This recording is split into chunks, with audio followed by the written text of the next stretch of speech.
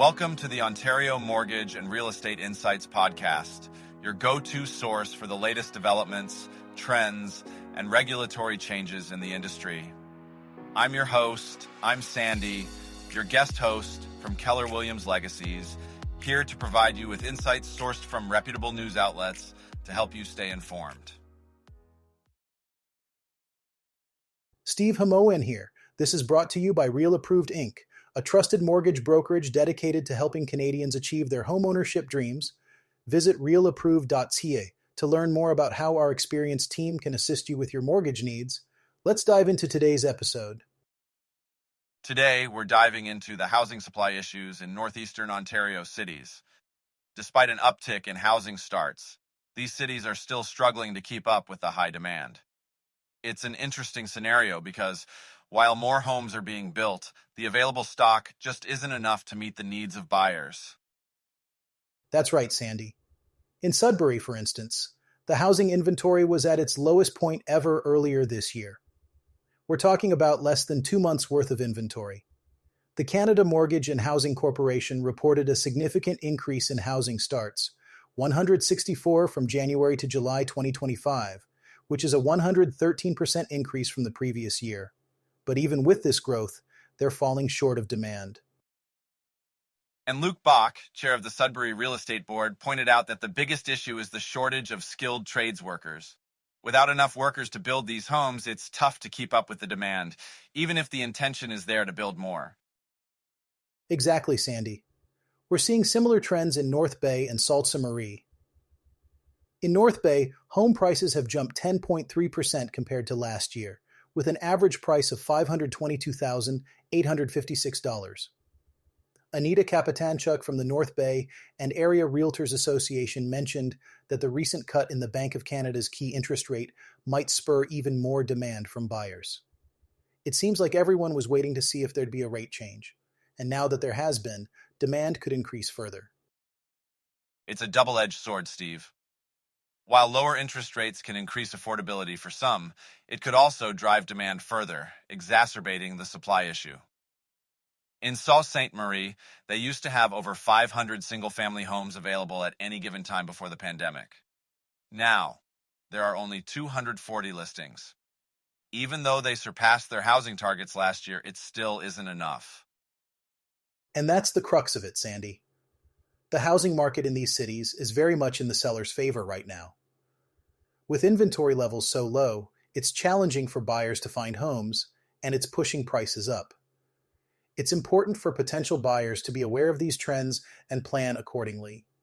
We'll need to keep a close eye on how these dynamics play out in the coming months. Steve, let's shift our focus to a significant call to action from the Appraisal Institute of Canada. They're urging the federal government to act decisively to strengthen and protect the housing market, especially as mortgage costs rise and economic uncertainty looms. That's right, Sandy. The Appraisal Institute of Canada, or AIC, has delivered a set of recommendations in its 2025 pre-budget submission. They're emphasizing the importance of strengthening the federal banking framework by consulting with industry experts to identify regulatory vulnerabilities and enhance transparency. Donna Dewar, the chief executive officer of the AIC, stressed that the federal government needs to prioritize clarity and stability in the housing system. She highlighted the importance of ongoing consultation with professional appraisers and industry leaders to achieve this. The AIC is proposing the establishment of a permanent and multi-sector Stakeholder Advisory Committee within the Office of the Superintendent of Financial Institutions. This could be achieved through policy guidance and legislative changes, or by working directly with the superintendent. They're also suggesting targeted amendments to the Bank Act to bolster financial stability, consumer protection, and lending integrity. The AIC's data shows that professional appraisers conducted nearly 1 million appraisals in 2024, valued at over $1.5 trillion. That's a substantial impact on the economy. Absolutely, Sandy. What's interesting is that recent research by the AIC found that 9 in 10 Canadians trust appraisers over automated valuation models for accurate property values. Only 14% of respondents trusted AVMs more than professional appraisers, which speaks volumes about the need for human expertise in this sector. The survey also revealed that 74% of Canadians believe regulators should oversee AVMs, and 4 out of 5 support the creation of a federal advisory committee to help guide Canada's mortgage system. It seems like there's a strong desire for more oversight and guidance. And with the housing market being such a significant economic driver for Canada, Donna Dewar emphasized the need for prudent policy and strong leadership based on transparency, integrity, and consumer support. Without these, both Canadians and the financial system could face serious challenges. Market risk and consumer protection are indeed crucial, Steve. As policymakers and industry leaders grapple with rising mortgage costs and affordability concerns, the AIC's call for action seems timely. The recent Bank of Canada rate cut might encourage more buyers, but it also adds complexity to real estate transactions. Terry Dowell, the president of the AIC, mentioned the importance of brokers and borrowers connecting with appraisers early in the mortgage process. This helps spot potential issues before a deal falls through, ensuring that borrowers understand how their property is being valued. Let's talk about the recent decision by the Bank of Canada to lower interest rates. This is the first time they've done so since March, and it's going to have a direct impact on variable mortgage rates. Steve, what are your thoughts on how this might shift the equation between fixed and variable rates? Well, Sandy, Penelope Graham, a mortgage expert at ratehub.ca, mentioned that if lenders pass on the full 0.25 percentage point cut, we're looking at the lowest variable rates dropping from 3.95% to 3.70% for a 5-year term. That's a spread of 24 basis points compared to the lowest fixed rate, which is 3.94%. It's not a massive difference, but it's enough to catch the attention of those considering a variable rate. Absolutely, Steve. And RateHub estimates that homeowners with variable mortgages could see some savings pretty quickly. For example, on an average priced home with a $624,277 mortgage, the savings could be about $84 per month if the rate drops from 3.95% to 3.70%. But it's important for homeowners to consider their risk tolerance when deciding between fixed and variable rates. That's a key point, Sandy. We've seen how variable rates can rise just as quickly as they fall, sometimes even faster. Penelope Graham reminds us of the headwinds that could reignite inflation, which is something to keep in mind. But with the Royal Bank of Canada, TD Bank, CIBC, and BMO lowering their prime borrowing rates by a quarter point to 4.7%, there could be some short-term benefits for those with variable rates. Indeed, Steve. And with the Bank of Canada lowering its policy rate to 2.5%, Governor Tiff Macklem pointed out that the risks have shifted since July, including a weaker labor market and a sharp drop in exports. This decision reflects the need to support a slowing economy with less upside risk to inflation. It's interesting to note that bond yields, which influence fixed rates, are also under pressure due to the weaker outlook and the recent U.S. Federal Reserve's rate cut. The U.S. central bank has signaled that more cuts could be on the way, which might lead to further fixed rate reductions. It's a dynamic situation that borrowers need to watch closely.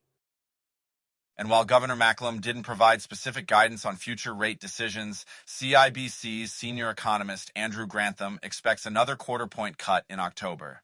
He believes the economy is losing resilience, and inflation will likely remain contained due to the high unemployment rate and the removal of retaliatory tariffs.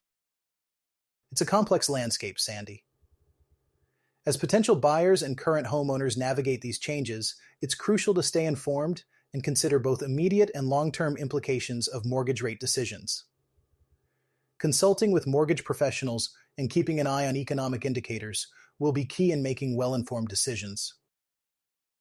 Now let's delve into a topic that's been on the minds of many. Will mortgage rates continue to drop following the recent rate cut by the United States Federal Reserve? It's an intriguing question, especially for those closely watching the market dynamics. Indeed, Sandy.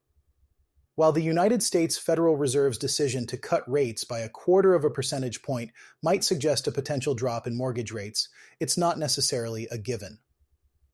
According to Alex Vega, the relationship between the Fed's rate cuts and mortgage rates is not always direct or immediate. That's a great point, Steve.